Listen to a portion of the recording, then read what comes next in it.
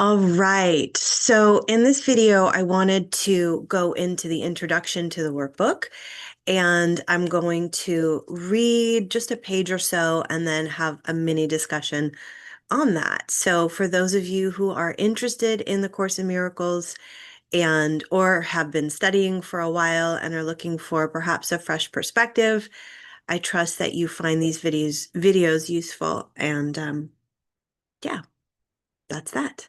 So this is the book, A Course in Miracles. And what we're focusing on in this playlist of videos is the workbook. The workbook is 365 lessons. The idea is that every day there's a lesson, there's a theme, there's a mantra for the day. And whatever is happening throughout the day that is triggering or sets you off course or off your center point, you can remember the lesson, and over 20 years, it has been so applicable and so interesting how the course material can infuse itself into our lives and help us and support us to see things from a more loving perspective. So I'm just going to read through this introduction. It says that a theoretical foundation such as the text provides is necessary as a framework to make the exercises in this workbook meaningful. Yet it is in doing the exercises that will make the goal of the course possible. An untrained mind can accomplish nothing. It is the purpose of this workbook to train your mind to think along the lines the text sets forth. So this material is broken down into a preface, a text, which is kind of the intellectual framework that it's talking about right now, the workbook, which is the applicable lessons that allow us to integrate the theoretical framework, the manual for teachers, which I love so much, and we have a little project on that called the Trust Project, which moves through the 10 qualities or characteristics of God's teachers.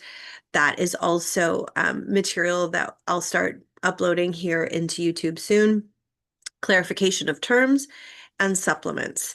So the material is known to be scribed, and it came to be through professors that were on the East Coast, and there was a lot of infighting in their department, and one of the professors said there must be a better way, and her colleague said, I'll help you find it.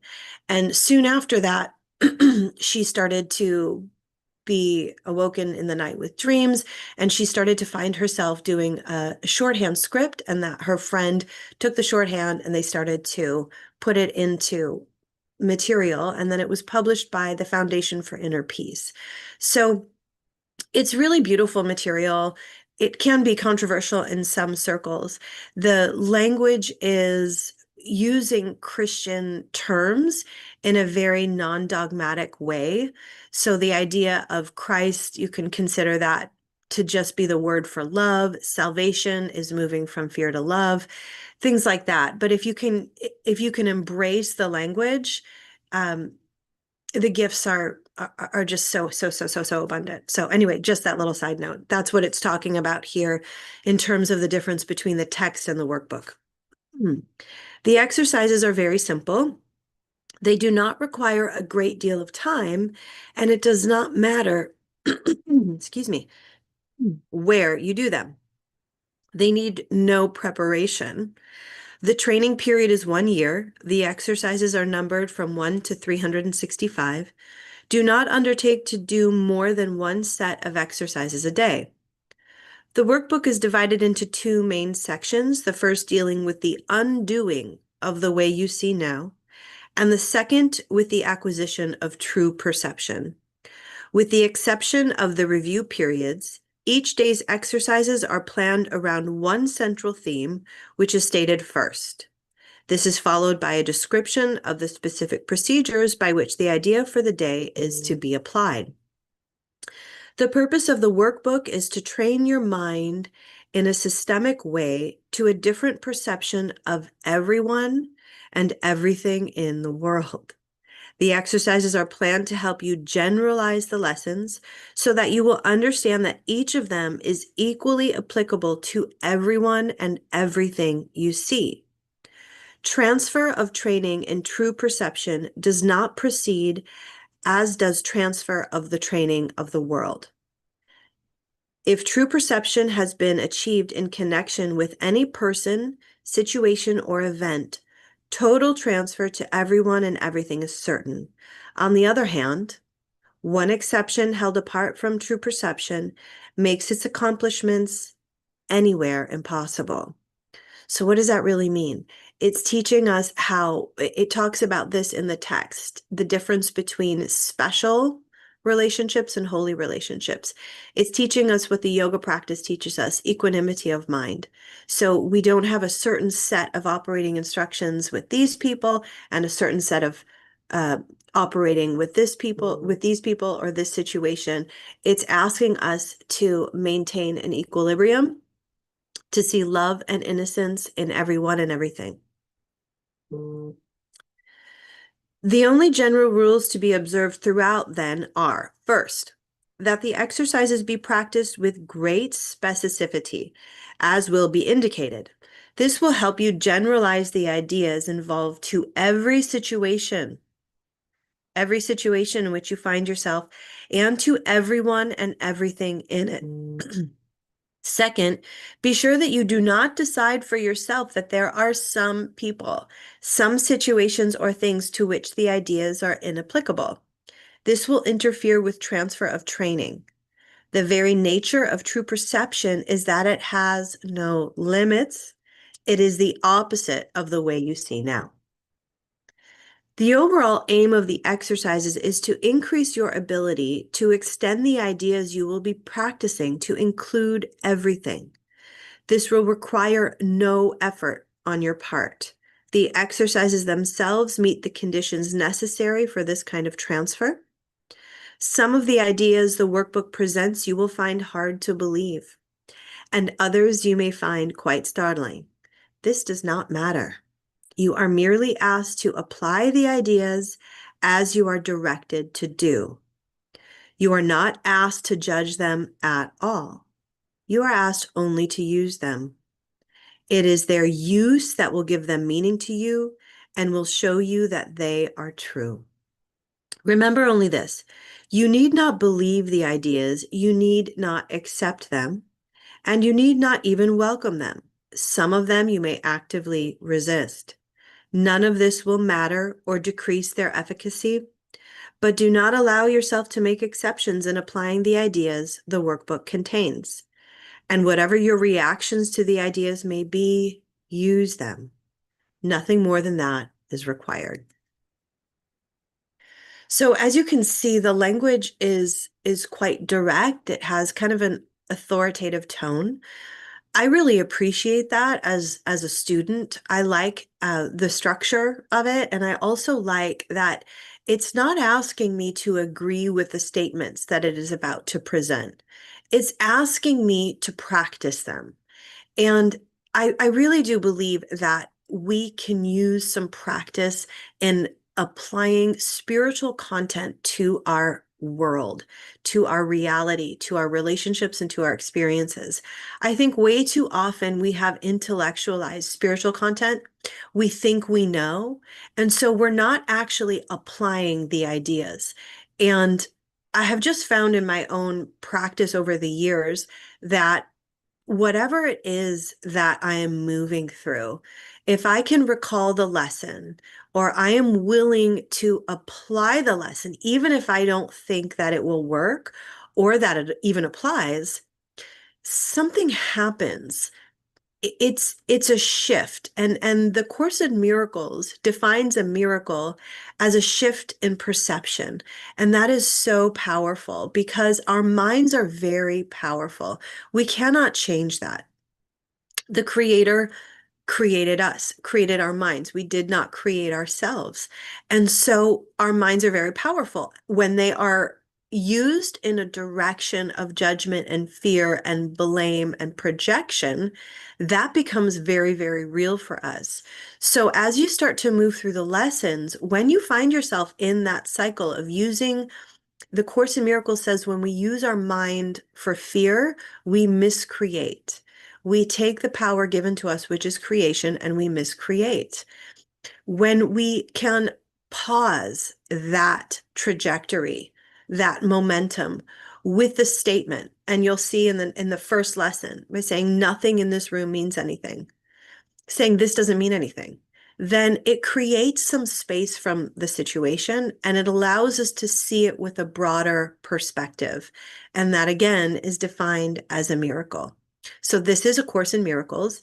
I want to speak a little bit to the preface, which is, we talked about that a little bit earlier, the beginning of the book, and just talk about what the course really is saying here. What is the introduction? Like, what are we actually doing here?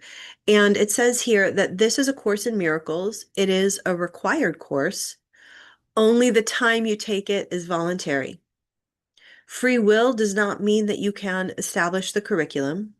It means only that you can elect what you want to take at a given time. The course does not aim at teaching the meaning of love, for that is beyond what can be taught.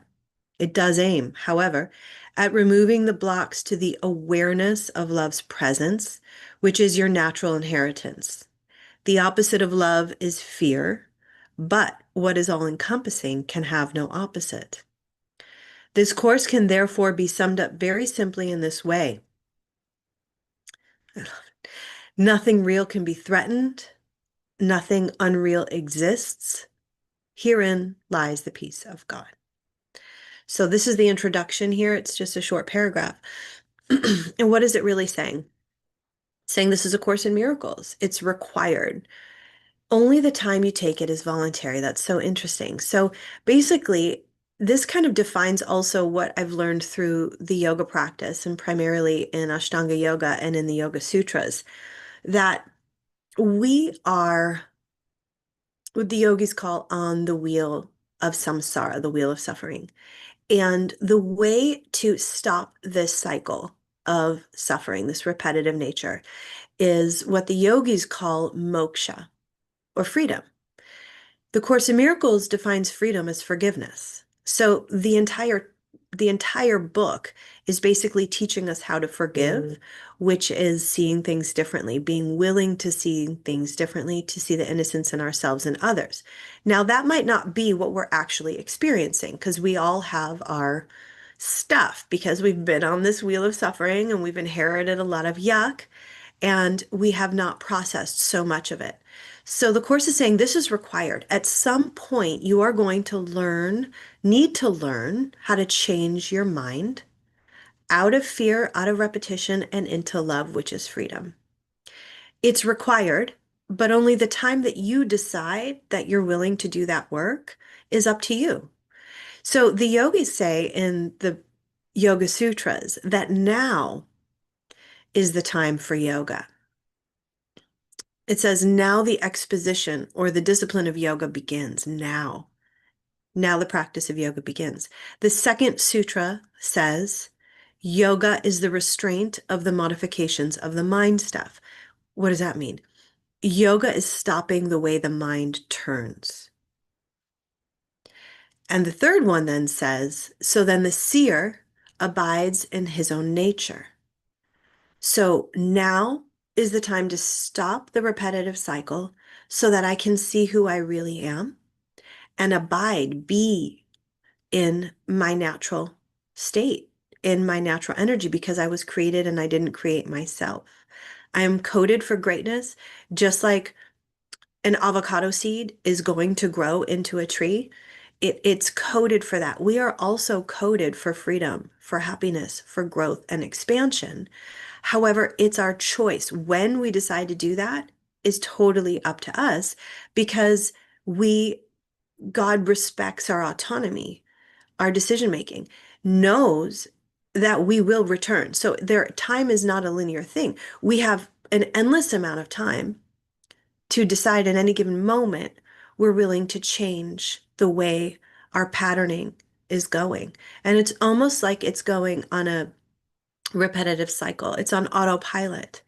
So being willing to change our minds, being willing to realize that we are in judgment, we're in blame, we're in resentment, we're in bitterness in any given moment, and to apply something different.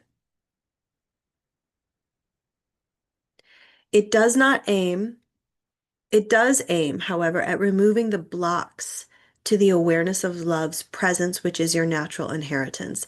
And this is something I love so much about spiritual content and metaphysical texts, is that the truth is true in all ways and it's expressed in many different ways. So we can see in the yoga practice, it's saying we're just going to stop the way the mind is turning. Here it's saying we're going to remove the blocks to love's presence so that you can be in the state of love and see who you really are and live from that place of freedom. Does it mean you're never going to get stuck on the wheel of suffering, what the yogis call samsara? No, but it does mean when you find yourself there in any given moment, you can say now, because it's my choice to choose when, not what. What is love's curriculum? That speaks to your freedom, your autonomy, your growth. You are created, your innocence, all of the goodness about you. And all that the course is really aiming to do, and really the yoga practice too, is to remove the blocks, to remove the stiffness, to remove the repetitive cycles, to remove the negative thinking, the critical mind, or at least to observe it. And that's what we see in the first 6 months of the course.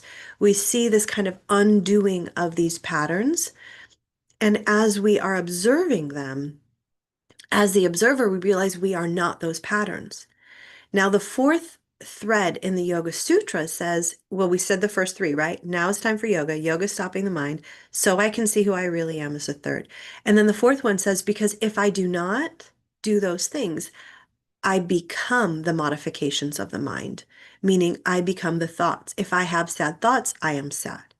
If I have anxious thinking, I become anxious. And because my mind is so powerful, I create this reality. I create these stories. And then because I am naturally a creator, I will get that feedback. And in so many cases, we are miscreating because we are creating out of a place of thinking we know. And we know what the cycle of suffering is about. And so many of us think that we are not on that cycle of suffering. But if we really ask ourselves how we're feeling in our bodies, it's a learning device. Your body is a feedback system.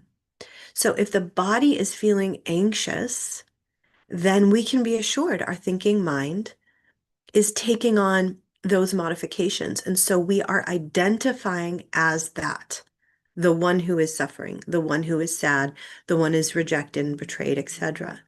So these practices become really a lifeline. And it's so important for us to have a daily practice. The Course in Miracles teaches that even 5 minutes in the morning of surrendering your thoughts to your higher mind, asking Spirit, what would you have me do? Where would you have me go? What would you have me say and to whom? Is enough to ensure that your thinking will start to reflect more loving consciousness. Now, love says no. It doesn't mean you become a pushover. It doesn't mean you don't have boundaries. It means that you learn to trust yourself more. You allow others to have their own thoughts, feelings, and behaviors. And then you can decide how much you want to engage with their thoughts, feelings, and behaviors because you are only responsible for your own. And seeing the innocence in another means I see it in myself. If I see the negativity in another, if I see the judgment in another, blame, projection, all of that, that means then I also have to feel and operate from those vibrations.